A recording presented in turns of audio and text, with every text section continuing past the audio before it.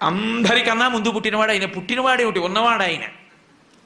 అన్నీ వెళ్ళిపోయిన తర్వాత అన్నీ తనలోకి తీసుకుని ఉండిపోయేవాడు ఆయన. ఇంకా ఆయనకి వయస్సు ఏమిటి? పైకి బాహ్యంలో శంకరుడు తన నింద తాను చేసుకుంటున్నాడు. చిన్నారులలోన చిన్నవాడందుమా ఏనాటి వాడొకో ఎరుకలేదు, ఆకారమునాతడు భలే మేటియందుమా ఆకారమిట్టిదో అరయరాదు. పోనీ అంత ఎత్తుంటారండి, చాలా బాగుంటారండి అందామా? అసలు ఆయన ఆకారం ఏమిటో లోకంలో తెలిసినవాడు లేడు. 63 లీలామూర్తులు, అరూపరూపి లింగస్వరూపం, అంతటా నిండి నిబిడీకృతం అయిపోయినటువంటి వాడు. ఏదాయన రూపం? అసలు రూపం తెలియని వాడితో పెళ్ళేమిటమ్మా నీకు? పైగా కులగోత్రములు 2 అరయుధమందుమా తల్లిదండ్రులెప్పుడు ధరణి లేరు. కులం గోత్రం తెలుసుకోవాలా పెళ్ళంటే? కులం గోత్రం తెలుసుకుందామంటే తల్లి తండ్రి ఏరి లోకంలో? ఆయనకు పుట్టుకంటూ ఉంటే నువ్వు తల్లి తండ్రి, పుట్టుకేమిటి ఆయనకి? ఆయన మహానుభావుడు, ఉన్నది ఆయన ఒక్కడే. అటువంటి వాడికి పుట్టుక ఎందుకు ఉంటుంది? కాబట్టి పుట్టుక లేదు. అటువంటి వాడు అమ్మా నీకెక్కడ దొరికాడు? అతనితో పెళ్ళేమిటి? నా మాట విను, విడిచిపెట్టేసేయి. బహుశः మాయచేత కపట మంత్రములను నిన్ను ఎట్లు ఎరిగించుకున్నాడో కాని తగినవాడు కాడు కాడు. బహుశः నీ మీద మాయో మంత్రమో వేశాడు ఇల్లాల్ని చేసుకుందామని. నా మాట విను, వదిలిపెట్టేయి అన్నాడు. అని ఊరుకోలేదు. నిజమే, పోనీ ప్రత్యక్షం అయిపోయాడు అనుకో, ఆయన సొమ్మేం పోయింది, పెళ్లి చేసుకోమంటే సంతోషంగా చేసేసుకుంటాడు. కానీ రేపొద్దున్న మీ తండ్రి అంత ఐశ్వర్యవంతుడు, మంచి పట్టుబట్టలు బంగారు పళ్ళెంలో పెట్టి కట్టుకోవో ఎల్లుడు అని ఇస్తాడు. చీనాంబరంబులు చెలువొప్ప కట్టడు మధుసింధూరేంద్ర చర్మాంబుగాని, రక్తమోడిపోతున్నటువంటి ఏనుగు తోలు ఒకటి కట్టుకొని వస్తాడు పెళ్లిపేటల మీదకి. బాగుంటుందా? ఎంత అసహ్యంగా ఉంటుంది. చీనాంబరాలు తీసుకొచ్చి కట్టుకోవాయా అంటే కట్టుకోడు. అది నిందగా కనపడుతుంది, కానీ ఆయన భక్తికి ఎంత వశుడవుతాడన్నదానికి సంకేతం.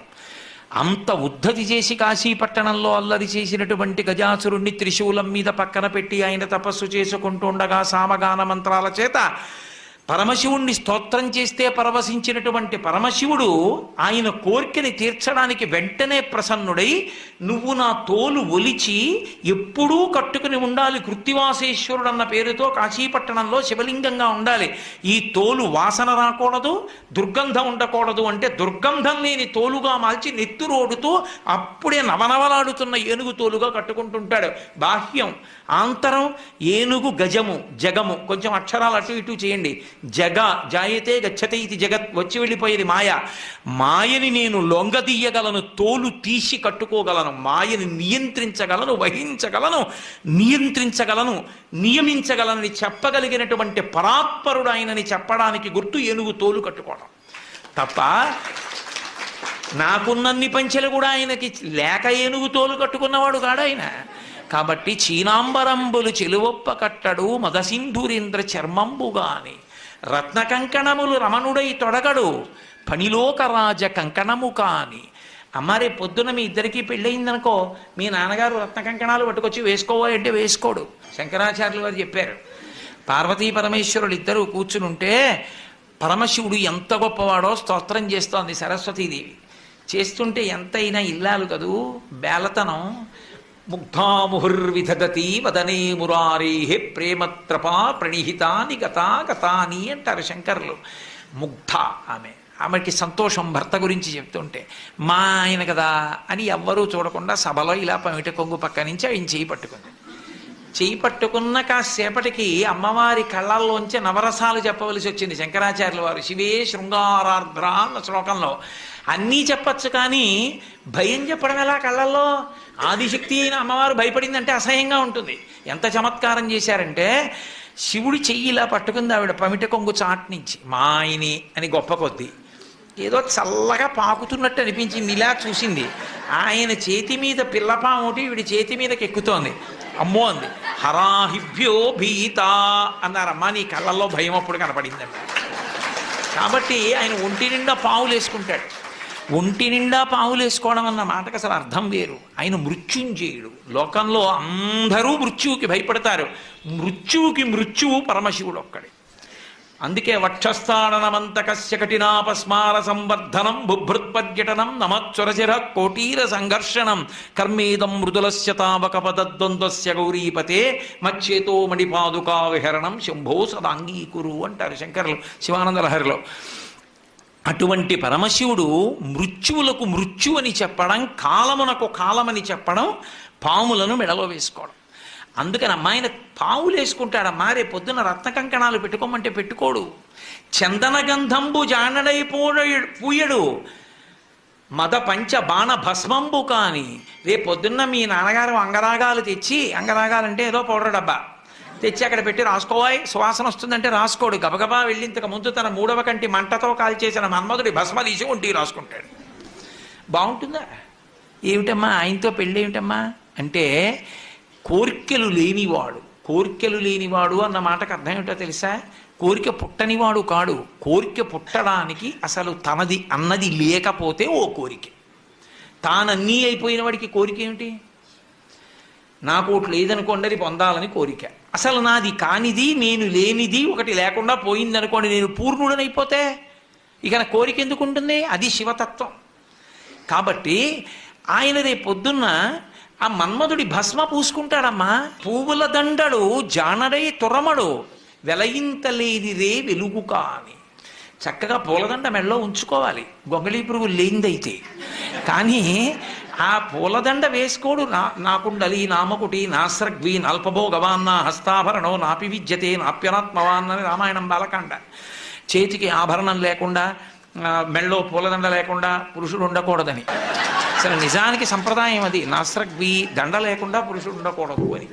కానీ పరమశివుడికి దండ వేశారనుకోండి, నాకెందుకు ఇవన్నీ అని ₹1 పెట్టి ఖర్చు లేని రాత్రిపూట వెలిగే చంద్రుడిని తెచ్చి పైన పెట్టుకుంటాడు. ఎలా ఉంటుంది ఏమిటి? ఇక్కడ వెలుగుతూ చంద్రవంకి ఇలా ఉంటే ఏం బాగుంటుందమ్మా? ఏమిటి ఆయనతో నీకు పెళ్ళి ఏమిటి? ఇవన్నీ అలా ఉంచు. ఇవన్నీ ఇంటనుండనొల్లడు ఉలుకులలో కాని ఎనయ సింహం ఎక్కడెద్దు కాని చెలువా చెప్ప సిగ్గయ్యేడిది వెర్రి అనగా శివుడే ఎప్పుడు వినవే చెప్పుమా అన్నాడు. నాకు చెప్పడానికి సిగ్గుగా ఉందో విషయం. ప్రపంచంలో వెర్రాడు ఎవరైనా ఉంటే శివుడోడే. నేనలేదు, బ్రహ్మచారి అంటూ ఒక మాట అన్నాడు. ఇంటనుండనొల్లడు ఉలుకులలో కాని. రేపు పొద్దున్న పెళ్ళయిందనుకో గృహప్రవేశం చేయించాలి అత్తవారింట్లో. ఎక్కడికి తీసుకెడతాడో తెలుసా? శ్మశానానికి తీసుకెడతాడు. అక్కడ మీ కాపరం ఉంటావా? ఏమిటమ్మా ఆయనతో పెళ్ళి? ఆవిడే అడిగింది పార్వతీదేవి, ఏమండి కైలాస పర్వతం మీద ఉంటాం, అఖిలాండ కోటి బ్రహ్మాండ నాయకుడు మీరు, ఎందుకంటే ఆ శ్మశానంలో ఉంటుంటారు? కొంతమంది పని కట్టుకుని అదే పనిగా శివుడు శ్మశానవాసి అని అక్కర్లేని ప్రచారాలు అన్నీ మొదలెడుతున్నారు కదా, ఎందుకంటే ఆ శ్మశానంలో ఉంటారని అడిగింది. అడిగితే ఆనాడు మహాభారతం అనుశాసనిక పర్వంలో చెప్పాడు, పార్వతి నేనేం ఉత్తినే చేతకాని వాడనై ఉండలేదు. బ్రతికున్న నాళ్ళు అక్కడికెడదాం ఇక్కడికెడదామని పని లేకపోయినా షికార్లు తిరిగి నేను ఇంతటి వాణ్ణి అని గుండెల మీద చెయ్యేసుకుని ఇంత గర్వించి మా ఆవిడ, మా పిల్లలు, మా అన్నయ్య, మా తమ్ముడు, మా స్నేహితులు ఇంతమందిని చూపించినవాడు ప్రాణం పోయిన తర్వాత ఎండు కర్రల మీద పడుకోబెట్టి తాడుతో కట్టేసి ఒంటి మీద కేవలం అత్యంత చవకబారు వస్త్రం ఒకటి పెట్టి పాడి మీదకి తీసుకెళ్లేటప్పుడు ఆ బట్ట కూడా తీసేసి కట్టెల మీద పడుకోబెట్టి ఇంధనం పోసి కర్త వచ్చి అగ్నిహోత్రం వెలిగిస్తే తల దగ్గర నుంచి కాలుతూ వచ్చేసి తల బద్దలైపోయిన తర్వాత అరికాళ్లలోంచి నెత్తురు ముద్దలుగా పైకొస్తుంటే పెద్ద కాడ పట్టుకుని కాళ్ళు పైకెత్తి వెనక్కి పారేస్తే నా ఒళ్ళు అనుకుని మురిసిపోయిన వాడు ఆ కట్టెలలో కాలిపోతుంటే జీవుడు పైకి లేచి చీకటి పడుతోందని వచ్చిన వాళ్ళందరూ స్నానం చేసి వెళ్ళిపోతే ఒక్కడే ఉండిపోయానని బెంగ పెట్టుకుని ఏడుస్తుంటే నేనున్నానని ఓదార్చడానికి ఉన్నాను. నేను లేకపోతే చచ్చినవాడు చస్తాడు పార్వతి, అందుకున్నానన్నాడు. అది ఆయన ఔదార్యం.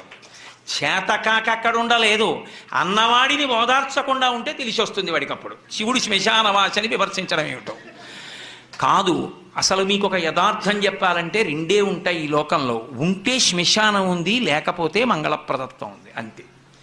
అసలు ఈ భూమండలమే పెద్ద శ్మశానము. చచ్చిపోయాక శ్మశానానికి తీసుకెళ్లారా? శ్మశానానికి వెళ్ళాక చచ్చిపోయారా ఎవరైనా? నాకు చెప్పండి. శ్మశానానికి వెళ్ళి చచ్చిపోయిన వాడు లేడు. ఇంట్లో చచ్చిపోయాడు, హాస్పిటల్లో చచ్చిపోయాడు, రోడ్డు మీద చచ్చిపోయాడు, ఎక్కడ పడితే అక్కడే చచ్చిపోయారు. ఆఖరికి నేను ఇప్పుడు గట్టిగా మాట్లాడుతుంటే ఈ ధ్వని ప్రకంపనలకి సూక్ష్మాంగ జీవులు చచ్చిపోయాయి. చచ్చిపోయినదంతా అమంగళత్వం, కానీ చచ్చిపోయిన వాడిని బ్రహ్మాండంలో కలిపింది ఎదుగు అమంగళత్వం అయింది. అందుకని లోకము శ్మశానమనైనాను, అసలు శ్మశానం అన్న మాట లేదనన్నాను. శివుడు శ్మశానవాసం నువ్వు గుండెలు బాదుకుని మాట్లాడడం ఏంటి? అర్థం లేని విషయం. తప్పు. అటువంటి తప్పుడు ప్రచారాలు చేయకూడదు. సనాతన ధర్మాన్ని పాడు చేయడం అది. కాబట్టి పరమశివుడు అనుశాసనిక పర్వంలో ఇటువంటి వాళ్ళు పుడతారని తెలిసే పార్వతీదేవి చెప్పించింది ఆయన నోటి వెంటే. నేను అందుకుంటాను అక్కడ కాదు. అక్కడ భూత ప్రేతములు ఉంటాయి, అవి ఇళ్లల్లోకి చొరబడతాయి. చొరబడవనుకుంటున్నారేమో. ఉత్తిష్టంతో భూత పిశాచాహ అని ఎందుకంటున్నారు మరి పూజ చేసేటప్పుడు? లేని వాటిని లేమంటారా? ఇక్కడ ఉంటే కదా ఎవరినైనా అమ్మ మీరు లేవండి అంటాను. ఎవరూ లేకుండా ఉత్తినే లేవండి అంటే నేను పిచ్చాండి అంటే. ఉన్నాయి కదా భూత పిశాచాలు, అందుకే కదా ఉత్తిష్టంతో భూత పిశాచాహ అంటున్నారు. అవి ఇళ్లల్లోకి వెళ్ళి భగవత్కార్యాలు చెడగట్టకుండా నేను అక్కడ తాండవం చేస్తుంటే అవి చూస్తూ ఉంటాను. కాబట్టి ఉదారుడు, కానీ తనని తాను నింద చేసుకున్నాడు. అది విచిత్రం. ఇంట నుండనొల్లడు లుకులలో కాని ఎనయ సింహం ఎక్కడ ఎద్దు కాని. రేపు పొద్దున్న ఎద్దుకండి, ఆ ఎద్దు ఇదిగో నా సింహం ఉంది ఎక్కండి చక్కగా అంటే ఎక్కడో ఎద్దే ఎక్కుతాడు. ఆయన ఎద్దెక్కేది అమాయకుడు ఎక్కడో. వృషభము దేనికి సంకేతం అంటే ధర్మానికి సంకేతం. ఆయన ధర్మాన్ని ఇష్టపడతాడు. ఆయన భక్తులకు ధర్మమునందు అనురక్తి కల్పిస్తాడు. అటువంటి పరమశివ తత్వాన్ని మార్చి మాట్లాడాడు. మాట్లాడి ఎందుకమ్మా ఆయనతో పెళ్ళేమిటమ్మా, నా మాట విని విడిచిపెట్టు అని, నేను చక్కగా చూడు ఎంత యవ్వనంలో ఉన్నానో, నీకు తగినటువంటి వాణ్ణి కాబట్టి నన్ను తగిలి నీవు నా వెంట చనుదెమ్ము వనటకుంద నేత్ర వనజనేత్ర, నన్ను తగులుకుని నాతో వచ్చేయి, వదిలేయి తపస్సు అన్నాడు. విందావిడ. వీడట బ్రహ్మచారియట, వీనుల పెట్టక రాని మాటలే ఆడుచునున్నవాడు, నమశివాజయుండు ఆడగరాదు. వీని కపటాత్ముని వీపున వేసి ద్రొబ్బుడని ఉగ్రత పల్కిన కాంతలందరూ. వీడు ఇష్టం వచ్చినట్టు మాట్లాడుతున్నాడు, శివనింద చేస్తున్నాడు. ఎవరో నమశివాయ అన్న మాట తప్ప అనకూడదు, వినకూడదు. కాబట్టి వీడిని వీపు మీద 4 వేయండి, పండ్లు ఉడగ వేసి ద్రొబ్బుడని, పళ్ళు ఊడిపెట్టు కొట్టి లాగా బారేయండి అది అనేటప్పటికీ చిలికెత్తెలందరూ వచ్చారు. అప్పుడు పరమశివుడు సాక్షాత్కరించాడు. మహాతల్లి స్తోత్రం చేసింది, పూజించింది. నిన్ను నా ఇల్లాల్ని చేసుకుంటున్నాను. ఇల్లాల్ని చేసుకోవడం ఏమిటి? ఆవిడ ఎప్పుడు ఇల్లాలి. దా వృషభవాహనాన్ని అధిరోహించు, కైలాసానికి వెళ్ళిపోదాం అన్నాడు. నేను ఆనందావిడ. అదేమన్నాడు? దక్ష ప్రజాపతి కూతురుగా వచ్చినప్పుడు అలాగే వచ్చాను, ఇప్పుడు అలా రాను.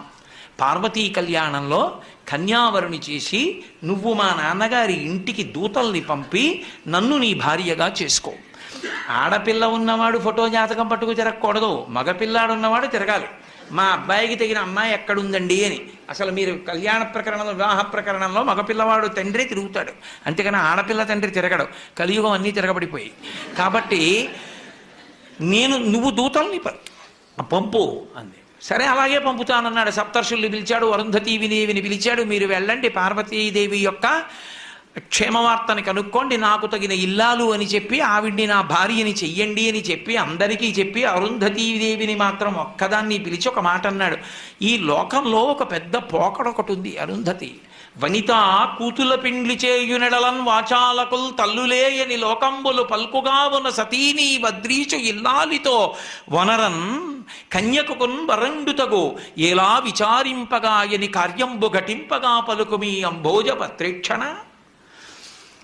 ఈ లోకంలో ఒక దిక్కుమాలిన అలవాటు ఉంది.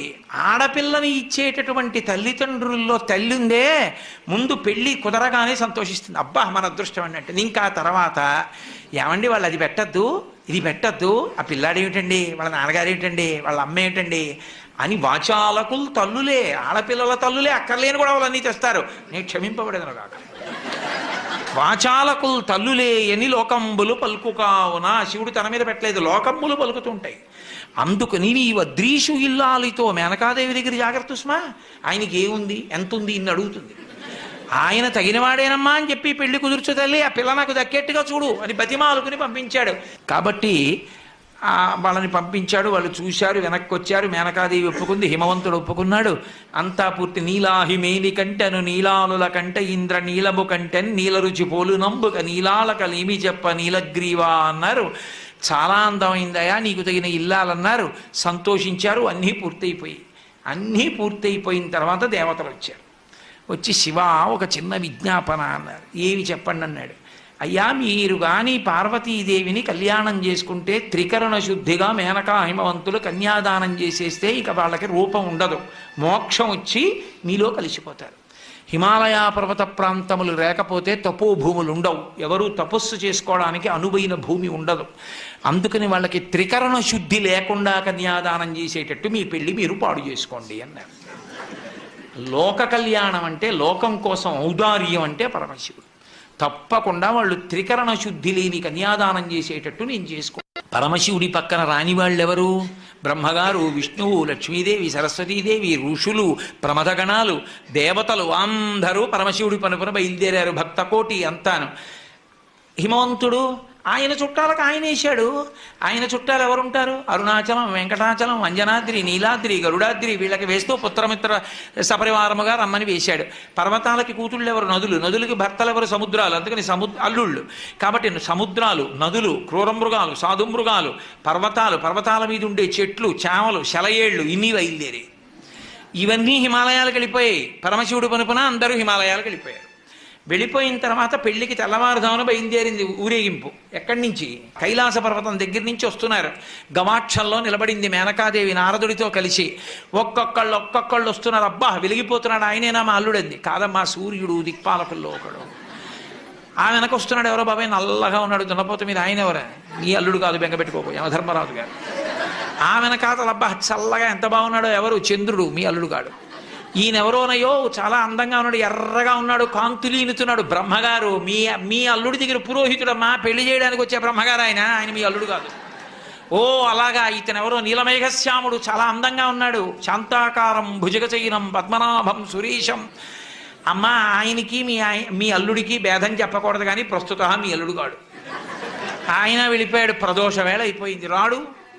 వెడుతూనే ఉంది ఊరేగింపు. వస్తున్నారు మగపెళ్లివారు. అలా ఆఖరికి ఒక ఆయన వచ్చాడు. చుట్టూ భూతప్రేత పిశాచాలున్నాయి, ప్రమదగణాలున్నాయి, మధ్యలో దిగంబరంగా తాండవం చేస్తూ వస్తున్నాడు. అడగలేదు మేనకాదేవి ఆయన అల్లుడా అని. నారదుడే చెప్పాడు ఆయనే మీ అల్లుడమ్మా అని మెట్లు దిగి వెళ్ళిపోయాడు.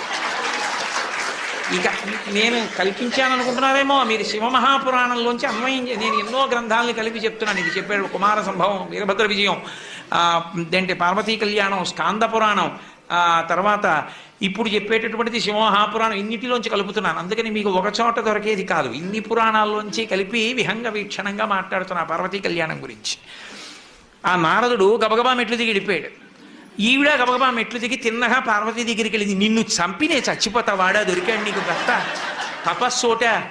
రేపు పొద్దున్న పెళ్లిపీటల మీదకి వచ్చి కూర్చుంటే కాళ్ళు ఎలా కడగడం, కన్యాదానం ఎలా చేయడం, ఆడల్లుడు ఏమిటే అని పెద్ద గొడవ మొదలెట్టి నానా అల్లరైంది. నారదుడు వచ్చాడు, బ్రహ్మగారు వచ్చారు, విష్ణు వచ్చారు. ఎంత నచ్చ చెప్తే మాత్రం ఆవిడ వింటుంది? ఆవిడ వినలేదు.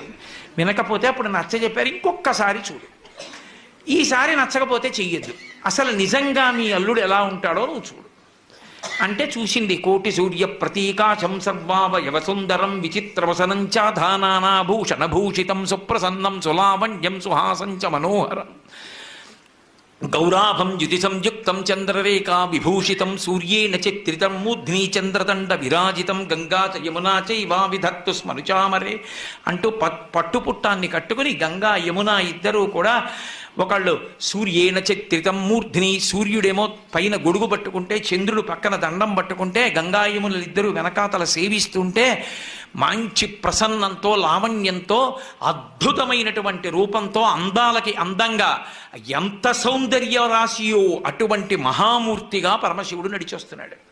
చూసింది, అబ్బా ఈయన మా అల్లుడు, కన్యాదానం చేస్తానంది అంది. కానీ అలా కనబడితే ఎప్పుడైనా అలా కనపడడమ్మా ఒక ప్రయోజనానికి కనపడ్డాడు.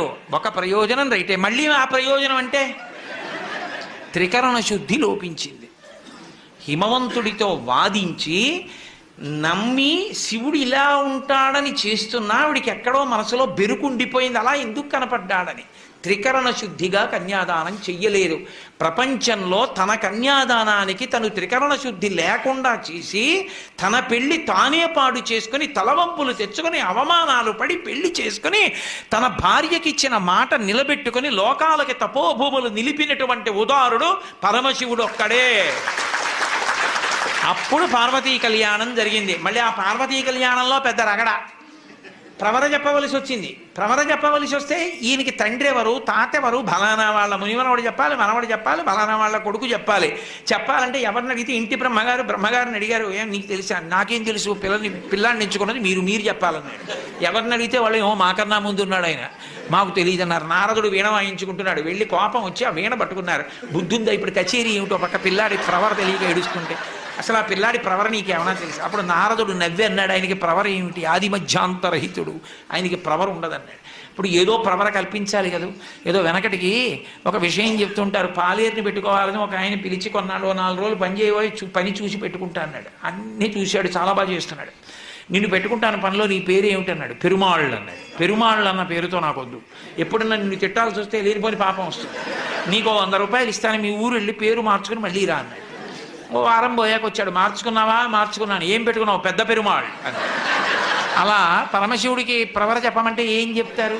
అందుకు నిర్గుణ నిరంజన నిరాఖ్యాత నిరామయ నిర్వికల్ప పంచారుషేయ ప్రవరాన్విత పరమశివ గోత్రస్య పరమశివ శర్మణో నప్త్రే అన్నారు. అని విశ్వేశ్వర శర్మణ పౌత్రాయ సుందర శివ శర్మణ పుత్రాయ అని విశ్వనాథ శర్మణే వరాయ అఖిలాండకోటి బ్రహ్మాండ నాయకాయ తత్వమర్థస్వరూపాయ సకల భక్తార్తి భంజనాయ కైలాసపుర నివాసాయ విశ్వేశ్వర శర్మణే వరాయ అని ఆఖరికి ఆయనకి పరమశివుడి పౌత్రుడు.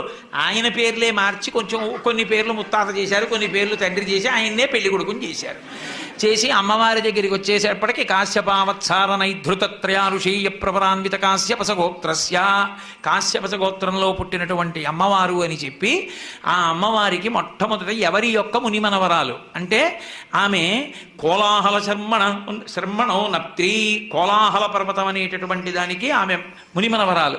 అలాగే త్రికూటాచల పర్వతం, అలాగే హిమవత్పర్వతం, హిమవంతుని యొక్క పుత్రి, తత్వమర్థస్వరూపిణి, మహాలక్ష్మీ రూపిణీం కన్యాం అని చెప్పి పార్వతీదేవిని కన్యాదానం చేయించి పార్వతీ పరమేశ్వర కళ్యాణాన్ని పూర్తి చేశారు.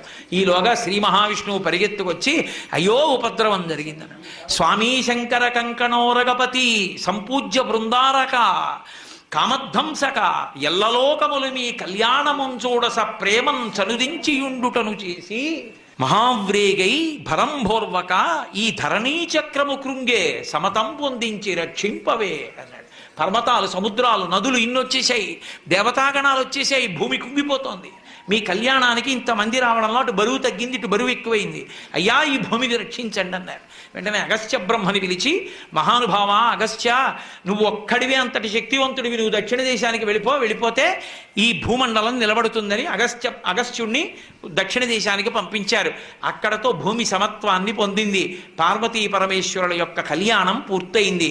ఆ తల్లిదండ్రులైనటువంటి పార్వతీ పరమేశ్వరుల్ని కళ్యాణ వేదిక మీద ఎవరు చూస్తారో అక్షతలు మనం పోసుకున్నాం అనుకోండి, ప్రజా మే కామ సమృజ్యతాం, యజ్ఞో మే కామ సమృజ్యతాం, శ్రియో మే కామ సమృజ్యతాం అని అడుగుతాం. నాకు ఐశ్వర్యము కలుగుగాక, సంతానము కలుగుగాక, అలాగే యజ్ఞములు చేసేటటువంటి అధికారము కలుగుగాక, నాకు అటువంటి అదృష్టము కలుగుగాక అని.